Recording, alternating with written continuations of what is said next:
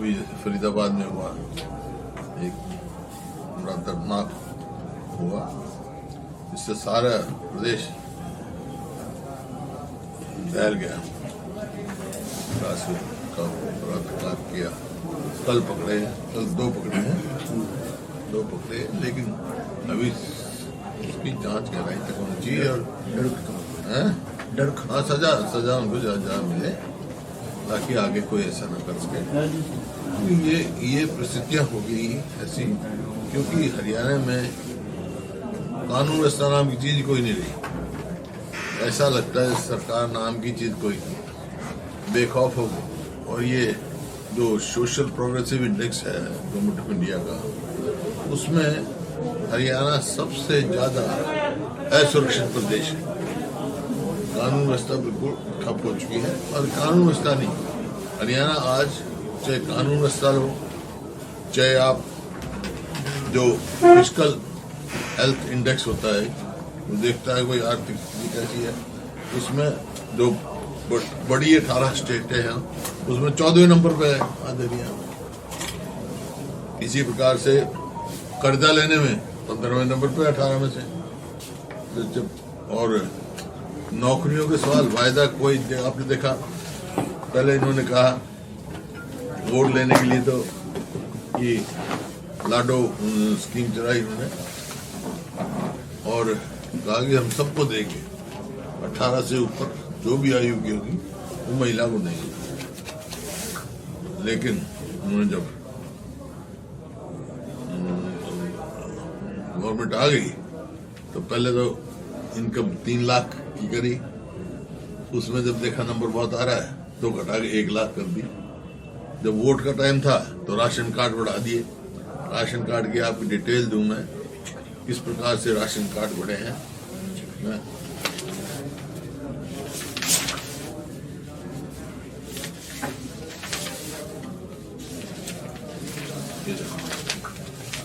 2021 में ration card थे 11,09,865 और उसमें कुल व्यक्ति जो कवर्ड थे वो थे 52,40,111।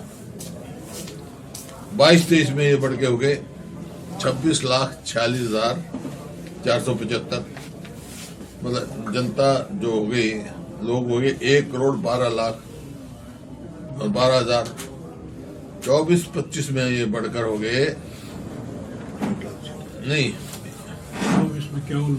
51,96,380। मतलब 2,80,00,000 हमारी कुल जनता है। 2,13,00,000 जो है वो गरीबी रेखा के नीचे आ गए, बीपीएल के अंदर आ गए। ये आंकड़े फरवरी 2025 तक के हैं। और जब चुनाव के बाद जो इन्होंने राशन कार्ड, मतलब जो सेंटर का एक एमपी ने सवाल पूछा, सेंटर का मिनिस्टर, उसने जवाब दिया जिसमें पूरे देश में 41 लाख कुल मिलाकर 41,41,385 राशन कार्ड कटे हैं पूरे देश में, जिसमें हरियाणा सरकार ने पूरे देश में टॉप करते हुए 13,43,474 राशन कार्ड काटे। इसका मतलब लगा लो, 5 का एवरेज लगाओ तो इतने काट दिए। वोट ले ली, कर दिया। इसी प्रकार से लाडो लक्ष्मी का भी किया। कानून व्यवस्था की आप परिस्थिति देख रहे हो, कहीं भी किसी भी उसमें नहीं। और जब सवाल आता है नौकरियों का, तो हमारे जब नौकरी हैं, चाहे एसडीओ हैं, इंजीनियर हैं, बीडीओ हैं, ऐसी किस्म की नौकरी आती है तो बाहर के उसमें नौकरी मिलती है। अभी सिलेक्शन हुआ एई का, बिजली, उसमें मेरे ख्याल में कितनी 80% बाहर गए। 80% बाहर के। अभी उससे पहले एक बार हुआ था 80 हुए थे, 78 बाहर के थे, वो कैंसिल करना पड़ा जब हमने शोर किया। इसी प्रकार से कोई उसकी भी डिटेल है मेरे पास जो आपको लेक्चरर्स भी बाहर हैं, लेक्चरर सिलेक्शन। हाँ, मैं डिटेल ही दूंगा कौन सी पोस्ट पर हुए।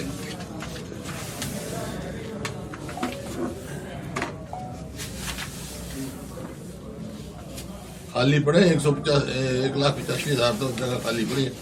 बाहर के असिस्टेंट प्रोफेसर पॉलिटिकल साइंस के हुए 18 में से 11 बाहर के। हम पढ़े लिखे नहीं मिलते उनको, मतलब हमारे यूपीएससी में तो सिलेक्ट होते हैं हमारे बच्चे। ये एसडीओ इलेक्ट्रिकल मैंने बताया था 80 में से 78 बाहर के, लेकिन वो कैंसिल इनको करना पड़ा जब पिछली बार हम शो किया।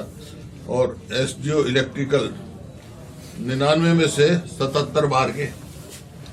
इसी प्रकार लेक्चर ग्रुप टेक्निकल एजुकेशन में 157 में से 103 बाहर के।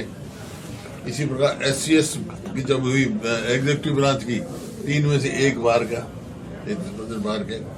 इसी प्रकार एचपीएससी डिस्ट्रिक्ट हॉर्टिकल्चर ऑफिसर के हुए 26 में से 12 बाहर के।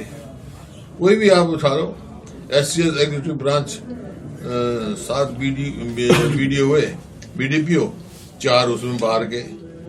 इससे मतलब कोई भी आप देखो इसमें सब बाहर के। अभी जो सिलेक्ट हुई थी मतलब एई की, उसमें 80% बाहर के।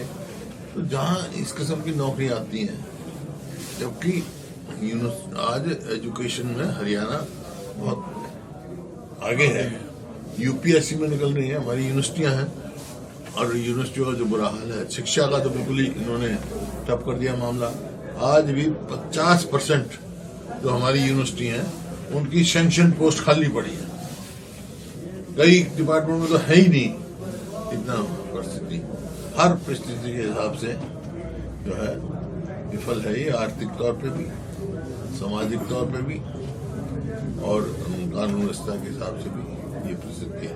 अभी ये है कि इलेक्शन जो है बैलेट पे हो, क्योंकि जर्मनी जैसे देश जो ईवीएम पे थे, मशीन पे थे, डेवलप्ड कंट्री है, वो भी रिवर्ट बैक कर गए बैलेट को। क्यों?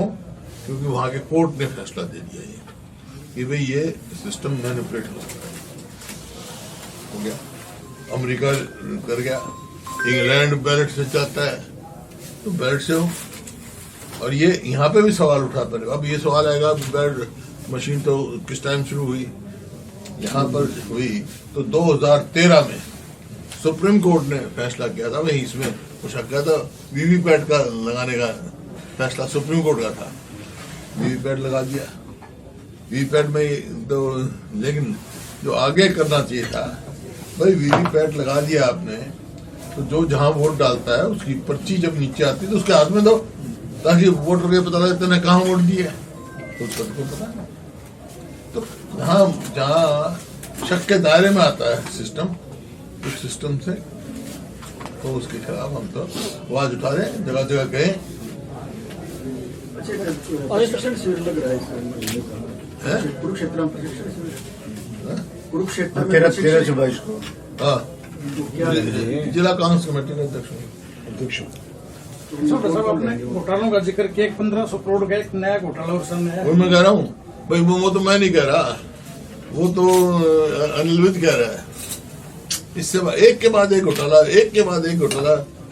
आप कितने घोटाला गिनना शुरू कराओ, स्टाम्प का घोटाला, फिर धान का घोटाला, फिर बिजली के मीटर का घोटाला, फिर रोडवेज का घोटाला, कितने ही घोटाले हैं। अभी इसका आ गया लेबर मिनिस्ट्री का। यूनिवर्सिटी में वैकेंसीज निकली थी पीछे, भर्तियां चल रही है प्रोफेसर और असिस्टेंट प्रोफेसर। है जी, असिस्टेंट प्रोफेसर और प्रोफेसर की भर्तियां की जा रही है एमडीयू में। इंटरव्यू का शेड्यूल दिल्ली का दिया गया है, हरियाणा में जगह नहीं मिली। कुछ वही मैं कहता हूँ, समझ में नहीं आया भाई।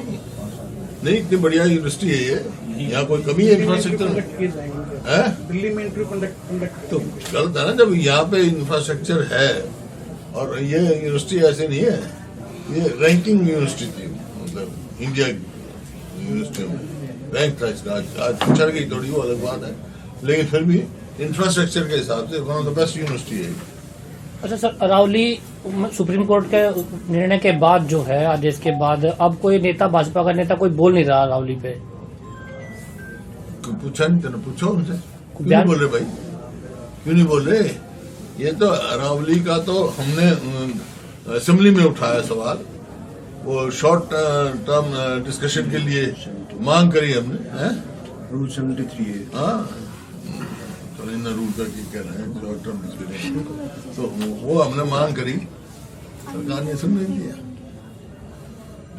तो मैंने एक ही बात कही थी वहां, जब वो नहीं सुने थे, खड़े होकर एक बात कही थी कि भाई अरावली पे हो, अरावली जो है एक किस्म से लंग्स हैं उत्तर भारत के, सारा एरिया रेगिस्तान हो जाएगा इन चीजों में। तो मैंने कहा भाई एक बात बताओ, क्योंकि वो फैसला जो आया था पहला, उसमें जज ने ये लिखा है कि भाई जो हरियाणा, आपका राजस्थान, गुजरात, जो कंसर्निंग स्टेट जहां से अरावली जाती है, उनसे हमने वो लिया था, उनकी सुनवाई करी थी। तो मैंने ये कहा सिर्फ ये बता दो भाई मेरे को, जब हरियाणा गवर्नमेंट वहां गई सुप्रीम कोर्ट में, तो क्या स्टैंड था ये, क्या स्टैंड था, और फिर रिव्यू पे जाएंगे नहीं जाएंगे। वो तो मैं धन्यवादी हूँ सुप्रीम कोर्ट का, जिन्होंने 100 मोटो ये लिया है और एक्सपर्ट कमेटी के उसको स्टे किया है। सर इसमें एक छोटी सी बात है, परमिशन से ऐड कर रहा हूं। एमएस कुछ कराए सरकार की तरफ से एक सीनियर एडवोकेट पेश होता है, वो उस डेफिनेशन को ऑब्जेक्शन कर रहा है, और उसके बाद हरियाणा का जो सीनियर काउंसिल वहां पर पेश हो रहा है, हरियाणा को रिप्रेजेंट कर रहा है, वो उस डेफिनेशन के ऊपर अपना कोई ऑब्जेक्शन ही नहीं लगा रहा। वो ऑब्जेक्शन लगा सकता है, कुछ कराए, हाँ, तो वो ऑब्जेक्शन नहीं लगा रहा। और उसके बाद जब ये कमेटी बनी थी, सीईसी कमेटी, इसमें हरियाणा गवर्नमेंट के भी अधिकारी थे, भाई द रेट ऑब्जेक्ट के भी, तुम हरियाणा के साथ क्या जाति कर रहे हो? वो तो पूरी डिस्ट्रिक्ट से उतनी सारी बात आती।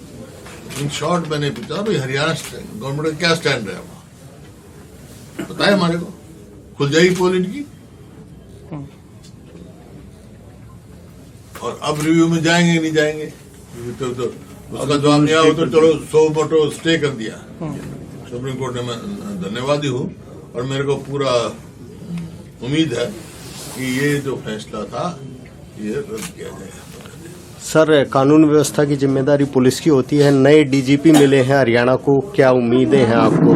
नए पूरी सरकार की होती है कानून व्यवस्था, फिर भी पुलिस की जिम्मेदारी तो इम्प्लीमेंटिंग एजेंसी है। जी, डीजीपी ने कहा कि विपक्ष की तो मजबूरी है कानून व्यवस्था पर सवाल उठाना। अभी मैं भास्कर का ऑनलाइन पढ़ रहा था, अजय सिंघल ने, विपक्ष की मजबूरी है कानून दे देंगे जवाब, हम पढ़ लेंगे तो कोई बात नहीं, पढ़ लेंगे तो जवाब दे देंगे, कोई बात नहीं। मैंने देखा नहीं है, कल दे देंगे जवाब।